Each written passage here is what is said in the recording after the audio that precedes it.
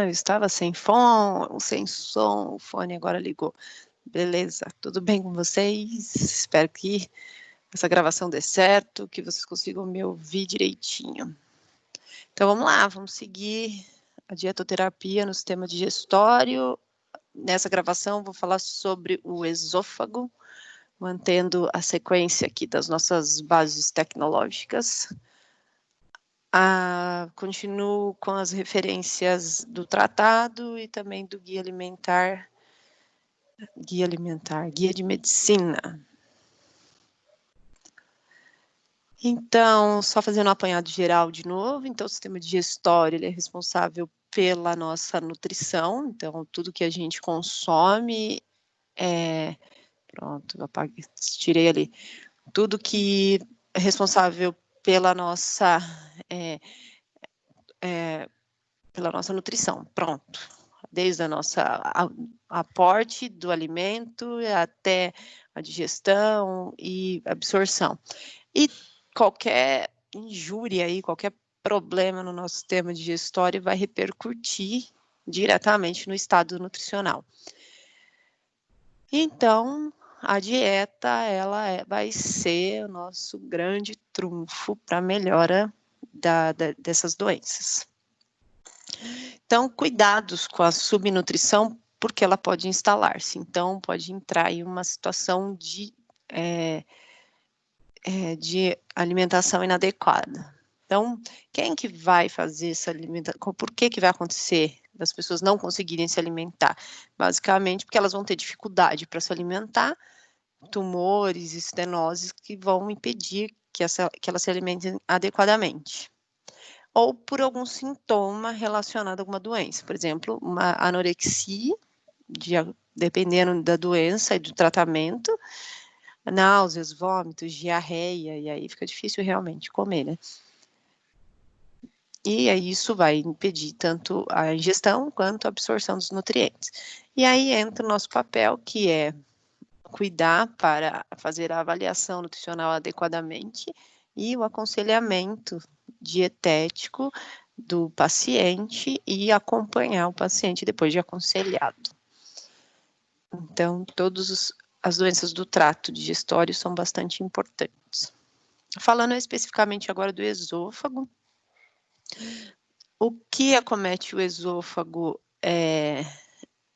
basicamente são doenças relacionadas ao refluxo gastroesofágico, e a gente também tem a disfagia. A disfagia, a gente não falou dela lá nas doenças orais, mas nós vamos falar aqui no esofágico, tá bom? Mas ela também poderia até se enquadrar lá, porque ela é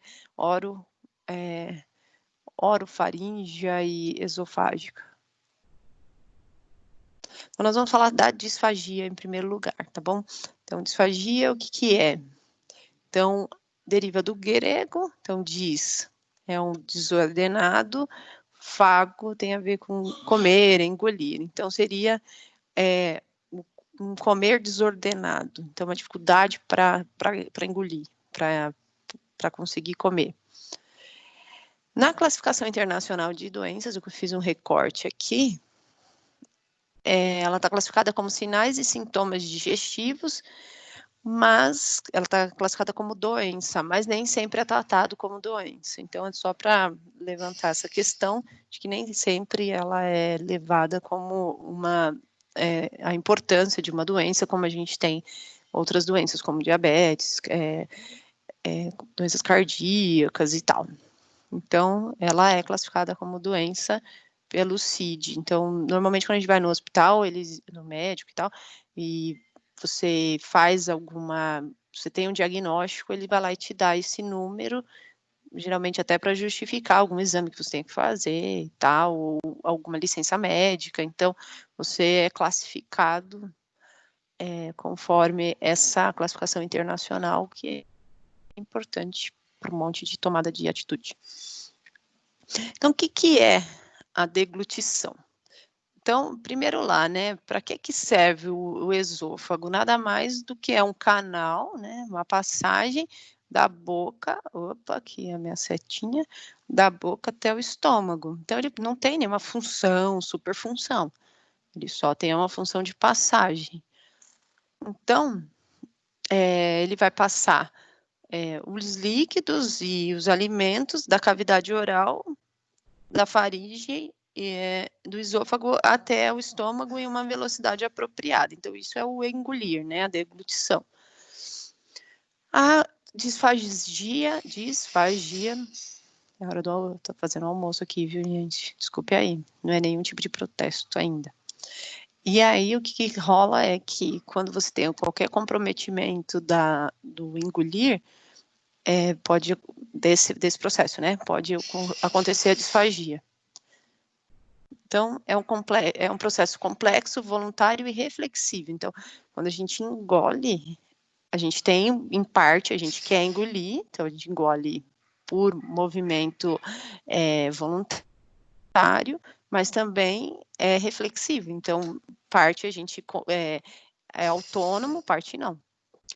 Quem está envolvido lá? Então, são 5 nervos cranianos e mais de 50 músculos da cabeça e do pescoço, só para a gente ter um pouco de ideia que tem coisas que a gente vai poder controlar e outras não.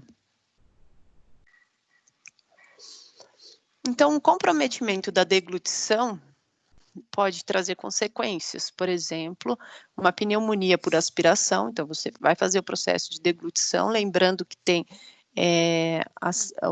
a respiração, ela também está internamente ali ligada, e então pode acontecer do líquido que a gente estiver consumindo, o alimento não ir para o canal do esôfago e para a laringe. A outra consequência da disfagia é a perda de peso, então, pela dificuldade mesmo de conseguir se alimentar adequadamente, a desidratação, porque a pessoa também tem medo de beber água ou fica comprometido, realmente, a gente vai ver um pouquinho, e obstrução das vias respiratórias, porque é um engasgo, é perigoso, então é terrível mesmo, né? Então, a disfagia, ela é responsável pela morbidade, então, por doenças, e mortalidade, então ela pode levar à morte. E maior tempo de internação e cuidados especializados. Só fazendo um pouquinho de estatística, então, estima-se que 1 em cada 17 pessoas venha a desenvolver ao longo da vida a disfagia. Quem já teve AVC, ela afeta entre 40% a 70% das pessoas que foram acometidas pelo acidente vascular cerebral. Doenças neurodegenerativas, como Alzheimer, pode atingir entre 60% a 80% desses pacientes, é bastante, quase todos, né? Se a gente levar em conta quando está muito perto ali do 80%. Idosos acima de 65 anos atinge 13% desses idosos, sendo que desses 13%, a maior parte está institucionalizado. Então, aqueles que estão dentro do asilo, né, que estiverem, metade deles apresentam algum grau de disfagia. E quem apresenta câncer de cabeça e pescoço e estiver fazendo tratamento de radioterapia, também apresenta disfagia, quase 70% ali, né, 60%, 75% dos pacientes. Então, são bastante números. Então, a causa da disfagia pode ser de 2 formas. Então, anatômica, que como mostrou, né, ali tantos os nervos quanto a parte motora. Então, alterações na orofaringe e no esôfago, por alguns motivos, ou fisiopatológica, por exemplo, doenças estruturais, orgânicas, malignas, benignas, ou doenças que alterem a fisiologia dos sistemas envolvidos na deglutição. Não vou me aprofundar aqui, mas o que eu posso dizer é que a orofaringe, ela é a mais comum, então, e ela que mais causa as complicações respiratórias. Então, das disfagia, a orofaringe é a mais comum e ela que mais causa problemas respiratórios. Então, as pessoas podem ter, olha que interessante, engasgo silencioso ou não. Então, às vezes, a gente não, às vezes os engasgos, a gente não consegue perceber, e aí ele precisa ser diagnosticado com a fono. Então, problemas do sistema nervoso central, por exemplo, acidente vascular encefálico, doenças de Parkinson, esclerose múltipla, neoplasias, que são cânceres, ou distúrbios neuromusculares, miastenia grave ou poliomielite bulbar. Então, eu não conheço essas doenças neuromusculares, mas elas afetam a facilidade das pessoas engolirem, né, que aí vai causar a disfagia. Ou a disfagia também pode vir pela acalásia, causada pela doença de Chagas ou estenose, chamada de anel de Chatsky, ou tumor.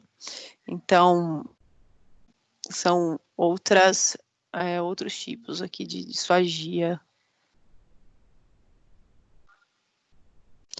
E aí, como é que nós fazemos para poder diagnosticar, tratar? Então, o nutricionista, a equipe da nutrição, ela não vai trabalhar sozinha de maneira alguma. Então, ela precisa de uma equipe de médicos, principalmente fonoaudiólogos. O fonoaudiólogo, ele vai aplicar um protocolo para determinar o grau da disfagia. Então, ele vai aplicar basicamente o primeiro protocolo, que é esse PARD, que é um protocolo de avaliação do risco para disfagia. Então, ele vai ser o primeiro protocolo, e ele vai classificar os graus em 7 níveis. Então, tá com a deglutição ok, então normal, até uma disfagia grave.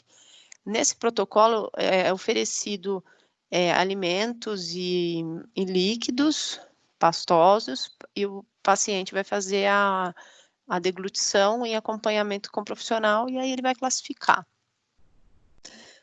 Depois é aplicado esse protocolo PITA, que é um protocolo de introdução e transição de alimentação por via oral, e aí são ofertados mais alimentos, volumes e consistências, diferentes daquele outro que é mais pastoso. Então, nunca participei de nenhum tipo de triagem e de classificação desses pacientes, então não conheço na prática esse manejo, e nós, como profissionais, a gente só recebe depois o diagnóstico e o grau. A partir daí, a gente tem algumas tomadas de ação. Então, qual que é o objetivo, então, da dieta desse paciente? Então, ele tem dificuldade para se alimentar, ele engasga, ele não consegue. Então, primeiro de tudo, assegurar uma hidratação adequada. A gente vai ver que é possível, mesmo aqueles que têm engasgo com líquidos. Então, temos estratégias. E aí, verificar o estado nutricional do paciente. Então, aqueles que estão em estado adequado, manutenção. Quem não estiver, então, é recuperação do estado nutricional, por meio de alimentos que minimizem o risco de asfixia ou aspiração e o desconforto físico, social e emocional associado à disfagia. Aí depende do paciente um pouquinho, mas em geral a gente tem algumas recomendações. Nesse livro do tratado, ele mostra que existem alguns níveis de dieta. Então, nível de modificação de dieta. Então, esse aqui baseado na padronização de dietas e dos líquidos oferecidos por via oral, proposto pelo protocolo daquele PITA. Então, o nível 1, ele fala mais em pastoso, como a consistência de um purê. O nível 2 já pode ser um pastoso com pedaços mais macios. Aqui um exemplo de uma uma sopa aqui com pedaços. O nível 3 já seria um nível de brando, que seria arroz papa, legumes bem cozidos e sem fibras, pão de forma. O que exclui aqui, no nível 3, seria grãos soltos, pães duros, verduras e outros alimentos de difícil mastigação ou que tendam a dispersar-se na cavidade oral. Então, pode se perder ali na cavidade oral e o paciente ter a dificuldade depois. E o nível 4 já seria a dieta regular. Vegetais crus, carnes, saladas, pães, mesmo que ele apresenta a disfagia. Então, mesmo os líquidos finos, por exemplo, são líquidos similares à água. Tem o líquido pastoso fino, por exemplo, são aqueles engrossados, um iogurte, um suco de frutas, por exemplo, o suco de manga, que é um pouquinho mais grossinho, e o líquido pastoso grosso. Por exemplo, estão incluídos nessa categoria iogurtes com polpas sem pedaços, vitaminas de frutas grossas e peneiradas e outros líquidos engrossados. Então, só para vocês conhecerem um pouquinho como que seria a característica da dieta para pacientes com disfagia. Então, resumidamente, então, a modificação da consistência da dieta, esse vai ser o componente-chave do tratamento. Então, tudo que a gente viu lá das dietas modificadas, então, para disfagia, é importante entender ali quais são as dietas para poder ofertar. E aí, o nível da disfagia, o tipo de dieta vai depender do grau. No caso, se necessário, a dieta integral pode ser uma estratégia. E tem um macete, né? A adição de cítricos, alimentos cítricos, pode ajudar na melhora dos reflexos, porém, dependendo se ele já apresentar esofagite, aí com as inflamações, aí pode ser começar a lesionar, então precisa ser observado, mas o uso dos alimentos cítricos na disfagia pode ser um macete importante, porque ele libera mais, ele facilita a motilidade. E o espessamento de líquidos, eu vou mostrar para vocês depois, porque há uns produtos espessantes, então você pode usar na água, pode usar nos sucos, no café, para o paciente conseguir deglutir. Então, qual que é a dieta, então, da disfagia esofágica? Então, recuperação nutricional, então, por exemplo, nesse caso, dieta hipercalórica e hiperproteica, porque o paciente está desnutrido. Inflamação da mucosa esofágica por atrito com os alimentos não deglutidos, então, tomar cuidado com os pedaços. Então, a necessidade de evitar os sucos e frutas ácidas, se tiver a inflamação da mucosa, condimentos e especiarias picantes, irritantes, que possam causar dor e temperaturas elevadas. Aqui, eu fiz uma busca rapidinho sobre espessantes, então, não é muito barato também, de 62, 46, 38. Então, são substâncias que ajudam, como se a gente colocasse um amido numa preparação e ele tem aquele poder de engrossar. Então, ele não tem nenhuma comprovação científica de que eles são imprescindíveis, mas eles são usados na prática clínica e vocês vão se deparar, se vocês estiverem trabalhando no hospital, o uso desses espessantes. Então, o esôfago, agora entrando, acabou a disfagia, agora vamos entrar lá na parte espero que tenha sido compreendida aí, qualquer coisa vocês voltem e vamos esclarecer mais dúvidas. Então, falamos de disfagia, agora a gente vai entrar em refluxo gastroesofágico. Então, voltando aqui, então, o esôfago, ele tem uma função simples, que é só passar o alimento da boca para o estômago.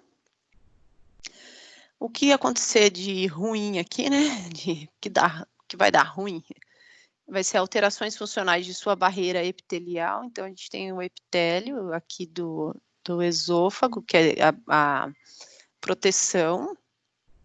Então, algumas alterações aqui vão causar desconforto e problemas, ou disfunções mecânicas, e está relacionado com morbimortalidade, só para exemplificar aqui o que acontece aqui no esôfago. Então, nós vamos falar da doença do refluxo gastroesofágico. Então, uma sigla aqui, DRGE. Então, é uma doença crônica, então a pessoa que desenvolve vai poder ficar um tempão com ela, pode ser tratada, pode ser minimizada, mas ela demora muito tempo ela vai controlando, né? Ela não se cura.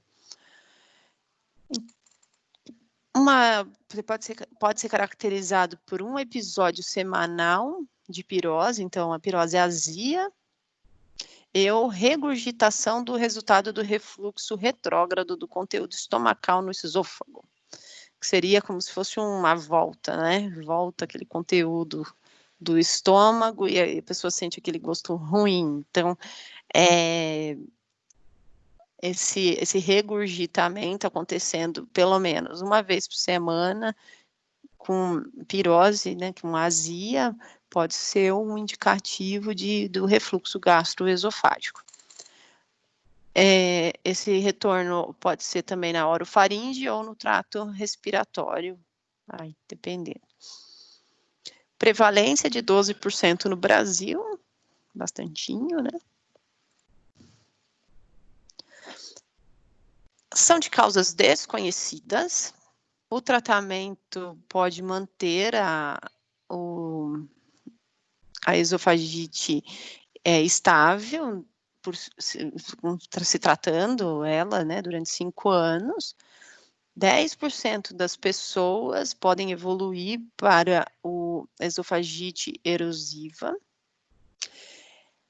e que é uma mais grave, né, e progressão para o esôfago de Barré, que pode levar ao câncer. E aqui está bem pequeno, né, mas eu vou contar para vocês. Então, os principais fatores seriam hábitos alimentares e estilos de vida, é o que pode levar ao aumento do risco da esofagite, do refluxo, né?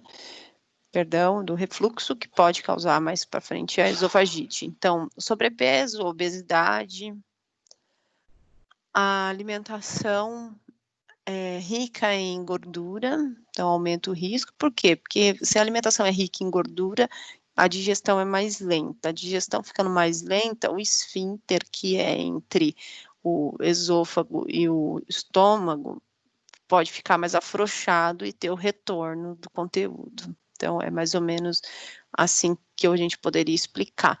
As bebidas carbonatadas de refrigerante aumentam os sintomas de queimação em quem já tem, especialmente ao deitar. Refrigerante causa esofagite de refluxo? Não. Mas o que pode acontecer é quem já tiver, ela piora. O papel do consumo de café é incerto, mas se houver algum, pode ser devido à cafeína, porque o café não é um fator de risco dominante. No entanto, no consumo é capaz de aumentar sintomas de queimação em quem já desenvolveu. Tem também uma outra questão, que é o controle sobre o esfíncter esofagiano, que é feito pelo sistema nervoso. Então, a gente tem a gastrina, que é um hormônio que é liberado na fase gástrica, então, quando os alimentos ainda estão lá dentro do estômago. Então, ele aumenta a pressão. e aumenta a pressão do esfíncter, então ele fica fechadinho. Enquanto a colicistocinina e a secretina a diminuem, que é a fase intestinal, que é a hora que o bolo já passa mais para o intestino, então afrouxa um pouco ali o esfíncter. Então, algumas substâncias podem alterar essa pressão. Então, por exemplo, a cafeína, as xantinas, o álcool, e por isso contribuem para o refluxo, porque eles acabam afrouxando essa válvula, né, nosso esfíncter. Então, o café, voltando lá, assim como para o consumo, o álcool também, o tabagismo, é considerado mais danoso à mucosa esofagiana em quem já apresenta esofagite erosiva e malignidade. Então, alguns produtos, eles podem provocar, e outros eles podem, eu acho que ficou bem pequeno, né? Deixa eu ver se eu consigo aumentar para vocês aqui. Perdão, deixa eu voltar lá, que eu tô lendo e vocês não estão vendo, acho. Outras situações podem aumentar o risco de esofagite, ou, né, o refluxo gastroesofágico, que depois aumenta as chances de esofagite. Medicamentos podem interferir negativamente nas doenças do refluxo gastroesofágico, como anti-inflamatório, não esteroides ou bloqueadores de canais de cálcio e os anticolinérgicos. Então, são algumas classes de medicamento, e outros medicamentos podem causar dano ao sistema digestório superior e exacerbar os sintomas de refluxo, como os bifosfonatos, antibióticos e suplementos de potássio. Então, só para poder manter aqui a classificação do que pode aumentar o risco. Durante a gravidez também pode aumentar o risco, então 30% a 50% das mulheres podem ter esses sintomas de refluxo, queimação, e em algumas regiões pode chegar até 80% das mulheres. Alguns fatores estão associados à manifestação desses sintomas, como anteriores à gestação, por exemplo, mulheres que já teve muitos filhos, ou a idade da mãe, enfim, é uma situação que pode acontecer na gravidez. Pode acontecer mais em pessoas brancas, devido ao estilo de vida, do que realmente aos fatores genéticos. Tem associação com a bactéria HP, que é Helicobacter pylori. Algumas comorbidades são frequentes em quem desenvolve, por exemplo, síndrome metabólica, diabetes, doenças cardiovasculares, apneia do sono. Também é comum acontecer o refluxo em pessoas com síndrome do intestino irritável. Opa, volta. Pessoas com... Vamos voltar lá.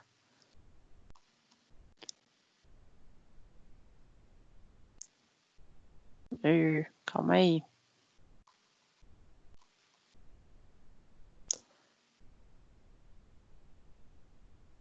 Osteoporose da coluna e cifose em mulheres idosas. Estresse também está relacionado com o refluxo gastroesofágico. Então, 1000 fatores podem acontecer para que desenvolva o refluxo gastroesofágico. E aí, uma consequência é a esofagite, bem bonitinha aqui, né, numa foto de uma endoscopia. Então, seriam as inflamações, e ela causa esses machucados, né? Geralmente ocorre na parte final do esôfago, como um resultado do efeito irritante do refluxo do ácido gástrico da mucosa do estômago. Então, imagina o estômago com todo aquele conteúdo retornando para o esôfago. Então, naquela parte final do esôfago é que vai acontecer maior parte desses machucadinhos aí, né? Nesse caso, seria esofagite. Porque it vem de inflamação, né? Então, inflamação no esôfago, esofagite. Então, rinite é inflamação nos rinos, né? Que seria no nosso... no nariz, resumidamente. Sintoma mais comum é queimação dolorosa epigástrica e retroesternal. Eu nunca senti uma queimação, mas talvez me lembro da Beth, aluna, né, sofrendo bastante com queimação. E é bem desconfortável, né? Elas podem ser erosivas ou não. O que classifica aí daí seria o exame médico que vai determinar. Às vezes não tem sintomas, então a esofagite existe, mas não, a pessoa ainda não sente. Quem vai determinar não, vai descobrir, vai ser endoscopia ou pelo histórico do exame clínico. Então, o histórico do paciente dizendo que ele sofre queimação ou regurgitação 2 vezes por semana já pode ser encarado como que ele sofre do refluxo gastroesofágico com esofagite. Se for necessário, então, faz a biópsia. Então, qual que é o objetivo da nutrição? Então, prevenir a irritação da mucosa esofágica na fase aguda, que é quando está, né, doendo e mais irritado, auxiliar na prevenção do refluxo gastroesofágico, nós vamos ver, contribuir para o aumento da pressão, porque a gente não quer que a pressão do esfíncter fique frouxa, porque a gente quer que aonde está o esfíncter, né, que seria a barreira ali, seria uma portinha, né, entre o estômago e o esôfago, que ele fique firme. Então, a gente não quer que dê substâncias para afrouxar. E corrigir ou manter o peso saudável, dependendo do caso. Então, o que a gente já tem de comprovado? Então, o aumento da cabeceira do paciente. Então, em vez de ele dormir, ele come, já deita, isso causa o refluxo, então, retorno. Então, o que já é comprovado é comer e demorar para deitar, e na hora de dormir, aumentar a cabeceira da cama para ele dormir meio inclinado. A perda de peso contribui, então, para os pacientes que estiverem com peso acima. Outras medidas eficazes, então, a cessação do tabagismo, então, parar de fumar para aqueles que fumam. Redução ou cessação do consumo de álcool. Então, precisa decidir, ou vai querer manter a dor, ou vai querer melhorar. Então, às vezes pode ser difícil a decisão. Prática de exercícios regulares, isso vai ajudar a melhorar o peso do paciente, quanto melhorar o estresse, como a gente viu, ele é um fator de risco para o refluxo. E interessante aqui também é evitar o uso de roupas apertadas, em especial ao redor do estômago, é o que está no tratado lá também. Então, características da dieta. Então, como nós já vimos, consistência vai ser de acordo com a aceitação, então, mais para geral, branda, leve, vai depender do paciente. Pode ser necessário, então, os resíduos modificados, então, por exemplo, as fibras cozidas, então, de branda para menos, então, aqui entra na consistência e aceitação. O volume recomenda-se que seja reduzido, porque quanto mais o volume, mais a sobrecarga do estômago e mais possibilidade de retornar e o esfíncter fazer o retorno do conteúdo. Então, facilitando o esvaziamento gástrico, a gente aumenta o número de porções. Então, não quer dizer que o paciente vai comer pouco, né? Vai entrar em uma dieta muito restritiva, muito pelo contrário, ele vai consumir o que é adequado e mais vezes ao dia. Temperatura normal, evitar os extremos, condimentação moderada, eliminar os estimulantes, como já vimos, então café, álcool, chocolate, o refrigerante. Ela precisa, a dieta hipogordurosa facilita também, ela aumentar a velocidade do esvaziamento gástrico. Então, quanto mais gordurosa, mais demora a digestão. Então, tem mais chance ali do retorno. Então, quimicamente, pensando na composição da dieta, então a dieta hipogordurosa, então menos de 20% da dieta provinda de gorduras, calorias normal, a hipercalórica, dependendo se o paciente apresenta desnutrição, e carboidratos e proteínas normal. Então aqui, só vamos ver se eu aumento mais um pouquinho. Então, o que ajuda a manter o esfíncter esofagiano inferior. Então, diminuir o consumo de gorduras, como já falamos. Evitar café, álcool, chá, menta. E não se deitar após as refeições, aguardar de 2 a 3 horas para se deitar. Aqui é um resumão de lá. Só que aqui ele fala por consequências, né, de cada dieta. Então, o que mantém a pressão do esfíncter, o que diminui a frequência e o volume do refluxo.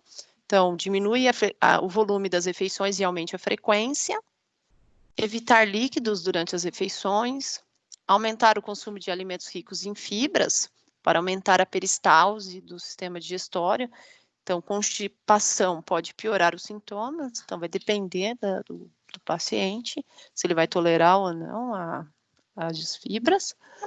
Mantenha-se bem hidratado, preferencialmente bebendo líquidos entre as refeições, então, e não nas refeições.